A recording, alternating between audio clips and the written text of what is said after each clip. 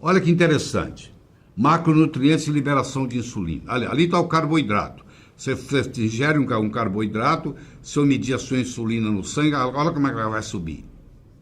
Já a proteína, se você come uma proteína, parte dessa proteína vai virar açúcar, mas não é muito. Vai subir a glicemia, mais muito. Mas se você come gordura, que está aí em azul, não sobe a insulina no sangue. Então, qual que seria a dieta ideal para o diabético? Gordura. E isso começou a mudar tem uns 15 anos. Hoje nós sabemos, tem publicações e mais publicações e mais publicações que nós vamos ter a oportunidade de discutir rapidamente aqui. Tá claro isso aí para você? Muito bem. Então, existem algumas mentiras diabéticas. A primeira delas é: diabetes é uma doença crônica progressiva. Não necessariamente. Ela pode ter uma reversão. Reduzir a glicemia é a meta do tratamento. Não é. É reduzir a insulina. O problema é insulínico, não é glicêmico. Glicemia é como se fosse a febre numa gripe. Você tratando a febre, você não está melhorando ou piorando a gripe. Você está tratando um sintoma. Você tratar a glicemia é como se fosse uma febre. Você está tratando o sintoma. Você teria que tratar a causa. Então, quais são as verdades diabéticas? Primeiro, diabetes é uma doença nutricional curável. Com remédio? Não. Se ela é uma doença nutricional, ela vai ser curada com nutrição. Ela não irá ser curada com remédio. Não tem remédio que cure diabetes. Por isso que ela fica chamada de uma doença crônica. Reduzir a resistência insulínica é a meta, e não baixar a glicemia. Porque se eu baixo a glicemia, per se, eu vou jogar o açúcar para onde? Para dentro da célula. Onde você acha que é mais nobre? No meio sanguíneo ou intracelular? Para que existe o sangue? Para levar e trazer nutrientes e trazer o lixo das células. O sistema vascular existe para servir um sistema mais nobre, que é o tecidual, que são os tecidos, que são as células. Quando eu coloco insulina, por exemplo, num paciente diabético, eu estou pegando a glicemia dele, o açúcar que está no sangue dele, e vou injetar esse açúcar numa estrutura muito mais nobre do que o sangue, que é o intracelular. Eu estou escondendo o lixo abaixo do tapete, entendeu? Mas o cheiro continua. Então, a verdade diabética é que é uma doença nutricional curável e reduzir a resistência insulínica é a meta. Bom, nós falamos sobre proteínas, nós falamos sobre açúcar, agora nós vamos falar sobre gordura, que são os ácidos graxos. O lobo mau sempre será mau se ouvirmos apenas a versão da Chapeuzinho Vermelho. Depende para quem você pergunta.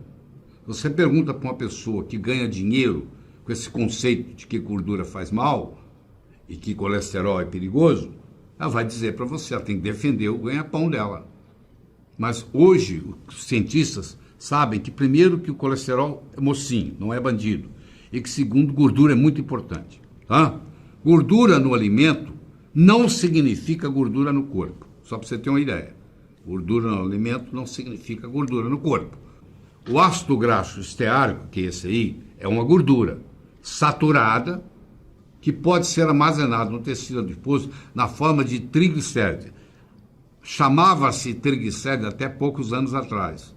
Num congresso desses, resolveram mudar o nome de triglicérides para triacilglicéride.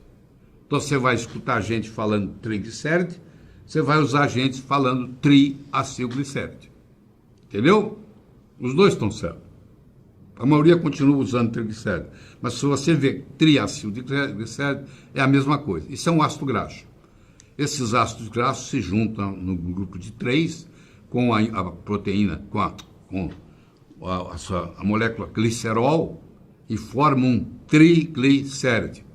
Ácido graxo é o termo técnico para a molécula individual de gordura. Vocês estão vendo à direita aí em vermelho o glicerol. Ele se liga a 3 ácidos graxos. Por isso que chama triacilglicéride ou triglicéride. Entendeu agora por quê? Muito bem. Então, ali está o glicerol e aqui estão os ácidos graxos. Como são 3, nós vamos falar assim, um triglicéride. triglicérido, que é um trio ligado a um glicérido, a um glicerol. Esse é o modo como os seres vivos armazenam gordura. Tá? No seu tecido adiposo, isso aí vai se acumulando e você vai engordando. Esse aqui é o oleico, que é o da azeite de oliva, que é o extraído da azeitona. Ele é um monoinsaturado. Ele tem 18 carbonos e ele é um ômega 9. Se você contar da esquerda para a direita, você vai ver que ele a insaturação está no 9º carbono, entre o 9 e o 10. Por isso que ele chama ômega 9. Esse aí foi feito para usar cru, de preferência, na salada. O máximo que você pode fazer é cozinhar com ele. Você não pode assar com ele, você não pode fritar com ele. Você não pode fritar um ovo com azeite, porque esse oleico aí, ele é instável. Se eu colocar ele na temperatura da frigideira, ele vai virar laídico. Aqui está um ômega 3, olha lá. A primeira dupla ligação, olhando da esquerda para a direita, está no 3º carbono, por isso que chama ômega 3. Ele é o óleo de peixe, é rico em EPA. Eicosa, em grego, quer dizer 20. Ele tem 20 carbonos. Eicosa penta, significa pentanóico, significa que tem 5, penta é 5, duplas ligações. Ele é um eicosapentanoico, ele é um EPA, ele é um poliinsaturado. E aquele oleico que você está vendo ali, se eu jogar ele na frigideira, ele vira laídico, ele vira trans, que é veneno. Do mesmo jeito que frutose é veneno, gordura trans é veneno. Então não cozinhe, de preferência nem cozinhe com oleico. Use oleico cru. Quando você usar o azeite de oliva, você usa ele cru. O máximo que você pode fazer é cozinhar, mas não pode levar ao forno, nem pode levar à frigideira. Você entendeu por quê? Porque ele vai virar elaítico. Ficou claro isso? Olha agora o que acontece com os ácidos graxos de cadeia média. Olha lá, são em azuis. Ó, a fatty acid medium chain. Ó, eles vão direto para o fígado e eles são usados como energia. Ou seja, como no óleo de coco predomina os ácidos graxos de cadeia média, não tem jeito de você engordar com óleo de coco. E aqui está a explicação por que o óleo de coco não engorda. Tá? Porque eles não se comportam como os de cadeia longa.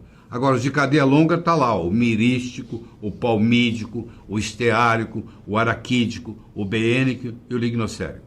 Então, existe uma diferença de metabolismo entre os ácidos graxos de cadeia longa e os ácidos graxos de cadeia média. Isso é muito importante saber. Os ácidos graxos de cadeia média é o caprílico, o cáprico e o láurico. Tá? Temos 6.000 gerações de Homo sapiens no planeta. Dessas, 5.998 tinham a gordura como principal fonte de nutrição. Nos últimos 50, 60 anos é que mudou. A sua bisavó, ela cozinhava com banha, ela cozinhava com toucinho, entendeu? Banha bovina, toucinho, sebo de boi. E ela não tinha geladeira nem nada disso. Ela tinha, a refeição dela era muito baseada em gordura, que não estraga. Tá? A gordura saturada não estraga. Sua avó punha na gordura saturada a carne, não tinha geladeira e conservava ali a gordura e a carne juntos.